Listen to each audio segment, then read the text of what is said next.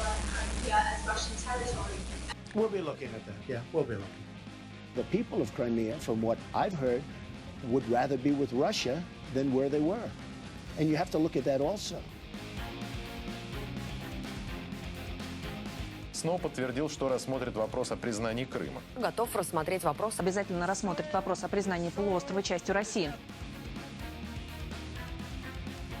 Цього разу, можливо, він перегнув палицю. Розпалив скандал навколо окупованого Криму. Безсоромна заява небезпечного маргінала. Ось так висловився міністр внутрішніх справ Арсен Аваков.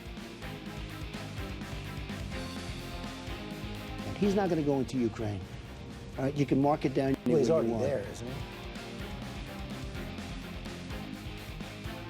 he? He seemed not to understand that the Russians already were in Ukraine. He seems to be operating in an alternate reality where the facts don't matter. Despite Russia having done exactly that, seizing the Crimean Peninsula from Ukraine 2 years ago. A bullshit artist. And, you know, it's sometimes amusing, it's entertaining if the guy is trying to sell you a condo or a car. But for a president of the United States, it's deeply worrying.